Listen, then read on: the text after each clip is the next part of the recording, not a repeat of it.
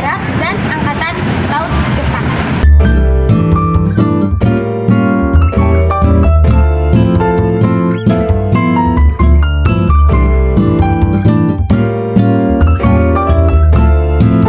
Menjelang dini hari, pada sekitar pukul 3 pagi, Indonesia Barat, 17 Agustus tahun 1945, Soekarno, Bung Hatta, dan Ahmad Subarjo memasuki ruang makan. Mereka duduk mengitari meja makan panjang. Bung Karno mulai mempersiapkan draft naskah proklamasi, sedangkan Bung Hatta dan Ahmad Subarjo menyumbangkan pikirannya secara lisan. Naskah proklamasinya telah dirumuskan oleh Bung Karno, Bung Hatta, dan Ahmad Subarjo. Dibawa ke Serambi Muka menemui para hadirin yang telah menunggu. Bung Karno kemudian membacakan rumusan pernyataan kemerdekaan yang telah dibuat itu secara perlahan dan berulang-ulang. Sudah itu beliau bertanya para hadirin setuju atau tidaknya terhadap rumusan itu. Menurut Bung Hatta, jawaban dari hadirin adalah gendut. Suara menyatakan setuju. Kemudian diulangi lagi pernyataan oleh Bung Karno. Benar-benar saudara setuju? Jawabannya adalah sama, yaitu setuju. Kemudian sempat timbul pertentangan pendapat mengenai siapa yang akan menandatangani naskah proklamasi tersebut. Akhirnya, Soekarno maju ke muka dan dengan suara lantang mengatakan, "Bukan kita semua yang hadir di sini. Harusnya menandatangani naskah. Cukup 2 orang saja menandatanganinya atas nama rakyat Indonesia, yaitu Soekarno dan Hatta."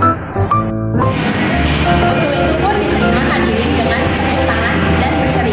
Kemudian, Bung Karno memerintahkan Sayuti Melik untuk mengetik naskah proklamasi tersebut. Setelah konsep yang disusun oleh Bung Karno, Bung Hatta, dan Ahmad Subarjo yang disetujui oleh para hadirin, Bung Karno meminta agar Sayuti Melik mengetik naskah proklamasi tersebut. Sayuti Melik mengetik naskah proklamasi tersebut di ruang bawah dekat dapur, ditemani oleh BM Diah.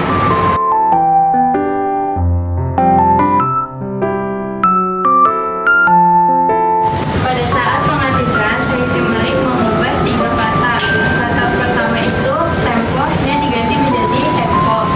Kata kedua yaitu wakil-wakil bangsa Indonesia yang diganti menjadi atas nama bangsa Indonesia. Begitu pula dalam pengetikan hari, bulan, dan tahun.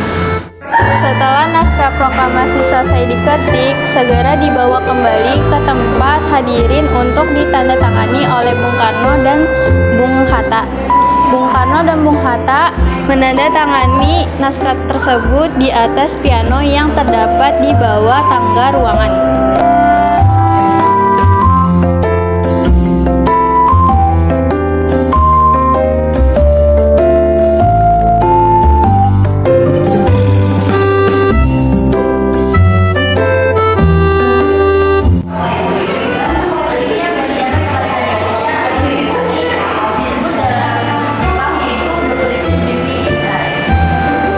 Dibentuk oleh Jepang pada 7 Agustus 1945 sebagai pengganti BPUPKI, diketuai oleh Insinyur Soekarno dan wakilnya adalah Dr. Andes Muhammad Hatta. Badan ini bertugas mempersiapkan segala sesuatu yang berkaitan dengan masalah ketatanegaraan. Dalam melaksanakan tugasnya, BPKI ini diizinkan melakukan kegiatannya menurut SOP-nya sendiri. Pada 6 dan 9 Agustus 1945, Amerika Serikat menjatuhkan bom di kota Hiroshima dan Nagasaki yang menyebabkan Jepang menyerah tanpa syarat kepada sekutu pada 14 Agustus 1945. Dan ini gambar bom atom di kota Hiroshima. Selanjutnya ada rumah di Rengas Dengklok. Menjelang proklamasi kemerdekaan Indonesia, ada perbedaan pendapat antara pemimpin PKI dan kelompok muda yang memanfaatkan para pemuda untuk mengamankan Soekarno-Hatta di Rengas Dengklok pada tanggal 16 Agustus 1945. Berikut adalah tampak rumah geocache yang digunakan oleh para pemuda sebagai tempat mengamankan Soekarno-Hatta. Lalu yang terakhir ada gedung tempat rumusan naskah proklamasi.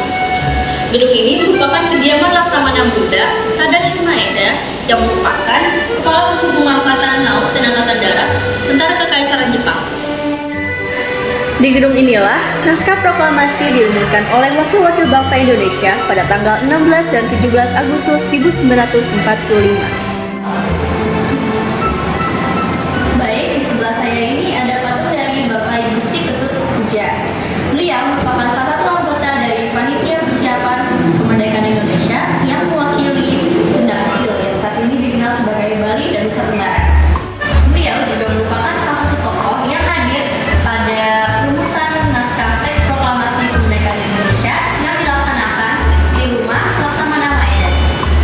Beliau kemudian diangkat menjadi Gubernur Sunda Kecil pada tanggal 19 Agustus 1945 sampai 29 Januari 1946. Pada tanggal 6 dan 9 Agustus 1945, Amerika Serikat menjatuhkan bom di kota Nagasaki dan Hiroshima pada ketinggian 10 meter.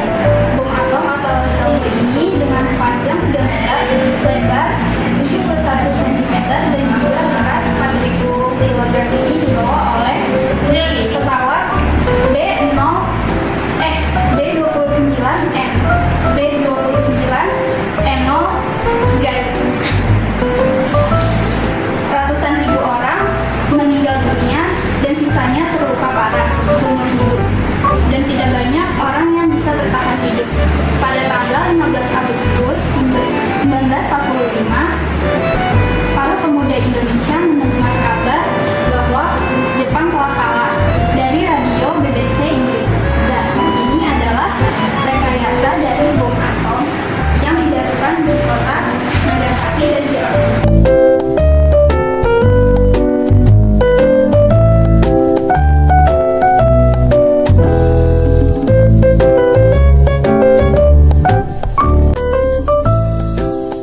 Di ruangan ini ada peninggalan tokoh dari pimpinan pergerakan dan pimpinan daerah Sumatera yang mendatangi perumusan naskah proklamasi. Yang pertama, ada Ija Helmet tipe 90 Tetsuka Butong. Ija Helmet tipe 90 Tetsuka Butong ini terbuat dari baja tempa yang digunakan oleh tentara Jepang saat terlibat pertempuran Palembang pada tahun 1942. Yang kedua, ada uang rupiah, Rp1.000 dan Rp1. Uang Rp1.000 ini diterbitkan pada 1 Agustus 1942 di Palembang, sedangkan uang Rp1